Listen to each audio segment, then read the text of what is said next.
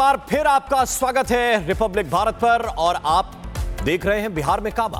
अगर आपके मन में यह सवाल है तो बिहार में वोटिंग बा, बिहार में उत्साह बा और बिहार में आरोप प्रत्यारोप बा।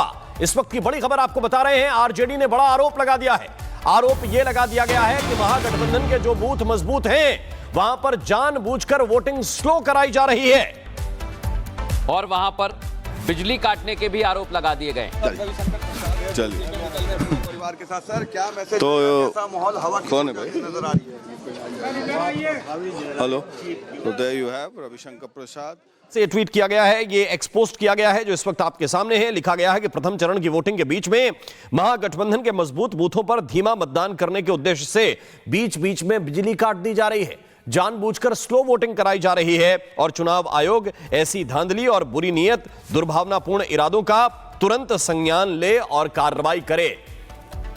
ये बड़ी बात है राम, क्योंकि प्रथम चरण की वोटिंग को लेकर किस तरह से आरजेडी ने आरोप लगा दिए। अभी तो चुनाव शुरू हुआ है लेकिन उसके बावजूद ये गंभीर आरोप चुनाव आयोग पर लगाए गए हैं। मैं मोकामा से हमारे सहयोगी हमारे साथ अमृत जुड़े हुए हैं, सलोनी पटना से। सलोनी, जरा बताइए वहां पर क्या स्थिति है, क्या वहां पर भी ऐसा कुछ चल रहा है? मृदुल मैं कोशिश कर रही हूँ, रविशंकर प्रसाद अब बस वोट कास्ट करके निकले, मैं उनसे बात करने की कोशिश कर रही हूँ क्योंकि बहुत भीड़ है और सभी जानना चाहते हैं कि रविशंकर जी क्या सोचते हैं। आपको तस्वीरें मैं पहले दिखा दूं जरा। रविशंकर प्रसाद अब पोज कर रहे हैं, जो यहाँ पर I am a proud voter का पूरा बूथ बनाया गया है वहां जा रहे हैं, क्योंकि देखिए ये मैसेजिंग है कि ज्यादा से ज्यादा संख्या में लोग वोट करें और कोशिश यही है। आप तस्वीरें जो देख रहे हैं आपको रविशंकर प्रसाद नजर आ रहे हैं उसमें, और कुछ ही देर में वहां पहुंचेंगे पोज करने के लिए। ये देखिए, ये तस्वीर आपको दिखा दी मैंने, ये तस्वीर आप देखिए। रविशंकर प्रसाद यहां से कोशिश कर रहे हैं एक मैसेज देने की कि कैसे ज्यादा से ज्यादा संख्या में निकले और मतदान करें, क्योंकि मतदान सबसे ज्यादा जरूरी है देश का भविष्य बनाने के लिए, और प्रदेशों से देश बनता है ये हम बखूबी जानते हैं। और ऐसे में बिहार की जनता को 5 साल बाद जो मौका मिला है उसको 100% भुनाएं, 100% वोट करें, यही मैसेज यहां से रविशंकर प्रसाद दे रहे हैं। परिणाम बिहार के मतदाताओं पर गर्व है, निर्णायक प्रभावी ऐतिहासिक जीत होगी एनडीए की। तेजस्वी यादव तो कह रहे हैं 18 तारीख को शपथ लेने जा रहे हैं वो। दिल बहलाने को गालिब ख्याल अच्छा है। एक और सवाल है, बड़ा इंपॉर्टेंट सवाल है, आप मैसेज दीजिए दर्शकों को, हमारे हिंदी, इंग्लिश, कन्नड़ सब दर्शकों को। बार बार चुनाव होता है पटना में, आप भी चुनाव लड़ते हैं, 40% में 2.5 लाख वोट से जीत जाते हैं और यहाँ पर लोग हॉलीडे मनाता है वोटिंग के दिन। वोटिंग परसेंटेज पटना में अगर कम होगा तो बिहार का इमेज पुअर होगा या नहीं होगा? मैं आप अपील करता हूं, मैं आपसे डिफर करता हूं, काफी लोग आते हैं, आएंगे, मुझे पटना के मतदाताओं पे गर्व है। धन्यवाद, धन्यवाद। रविशंकर प्रसाद है, चलिए परिवार के साथ सर क्या कौन है भाई? नजर आ रही है? हेलो, तो there you have the voting and और रविशंकर प्रसाद हमारे साथ हैं। बस अब हम कुछ ही देर में उनसे बात करेंगे क्योंकि वो रिएक्शंस देने वाले हैं कि किस तरह उनके लिए ये दिन बहुत खास रहा है और मतदान उन्होंने कर दिया है। उनसे हम बात करेंगे, सीधे हमारे साथ जुड़ रहे हैं। बस रविशंकर जी, आपने वोट कर दिया, पहले तो स्याही वाली उंगली दिखा दीजिए हमारे दर्शकों को और ये बताइए क्या इस बार लग रहा है, कितने कॉन्फिडेंट? हालांकि आपकी मुस्कान कह रही है, फिर भी हमें कभी डाउट नहीं, कभी कोई डाउट नहीं। इस बार के रिजल्ट ऐतिहासिक होंगे, प्रामाणिक होंगे। NDA is coming to power with the bang.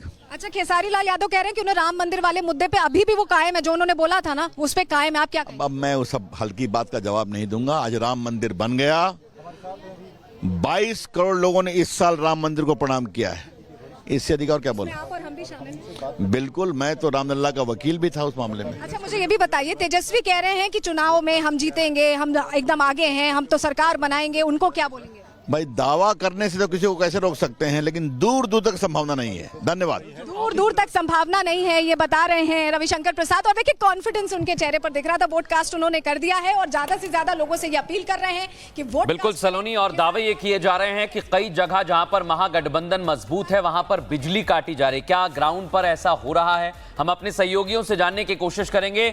पलक इस समय हमारे साथ जुड़ गई है राघोपुर से। पलक, राघोपुर बहुत महत्वपूर्ण सीट महागठबंधन के लिए, तेजस्वी यादव लगातार प्रचार कर रहे थे लेकिन तेज प्रताप यादव ने उनका खेल बिगाड़ने की पूरी कोशिश की है। वहां पर इस समय क्या स्थिति, बताइए जरा। बिल्कुल, ये सीट बहुत ज़्यादा इम्पॉर्टेंट है अगर हम बात करें तेजस्वी यादव के लिए। और महुआ सीट पर जिस तरीके से हमने देखा उस विधानसभा क्षेत्र में तेज प्रताप जो है चुनाव प्रचार करते हुए नजर आए और हमेशा उनका टॉपिक जो है वो उनका भाई रहा था। लेकिन एक बार ये तस्वीर हम दिखा देते हैं। सुबह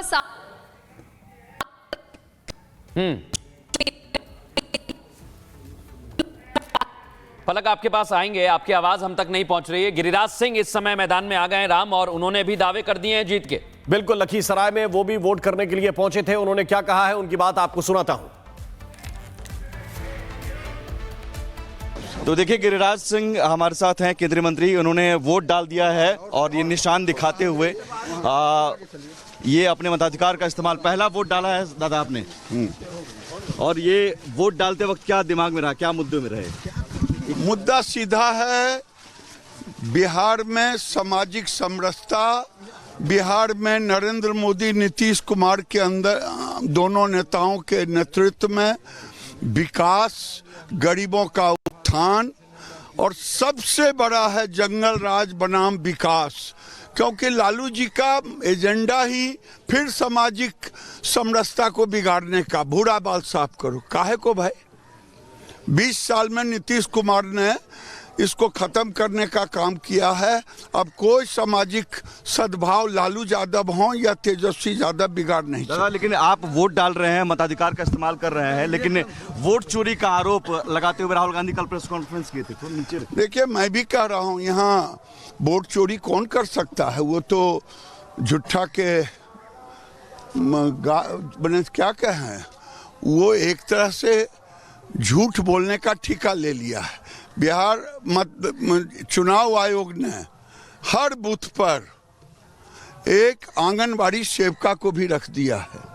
अगर जिन्हें महसूस होगा कि कोई बुड़का में आया है और उसका वोट फर्जी हो रहा है, तो उसे देखने का, दिखाने का काम आंगनबाड़ी सेविका करेगी। और ये किसी को धर्म से नहीं लेना चाहिए।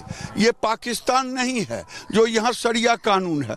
तेजस्वी यादव का राज जीवन में आएगा नहीं जो शरिया कानून लागू होगा। राहुल गांधी ब्राजील का मॉडल ढूंढ के ला रहे हैं, ब्राजील का मॉडल ढूंढ के ला रहे हैं। ब्राजील के मॉडल में भी फंस गए और झूठ बोलने भी उनको नहीं आता है। ऐसा झूठ बोले कि मीडिया वाले ने ऐसा पोस्टमार्टम किया कि वो फोटो ही गलत लगा दिए। शर्म करनी चाहिए। राहुल गांधी जी सेना को भी अब ले आए हैं, बोल रहे हैं कि सेना पर 10% आबादी का कब्जा है सिर्फ। देखिए, दुर्भाग्य है, राहुल गांधी लगता है विदेशी ताकतों के हाथ खेल रहे हैं।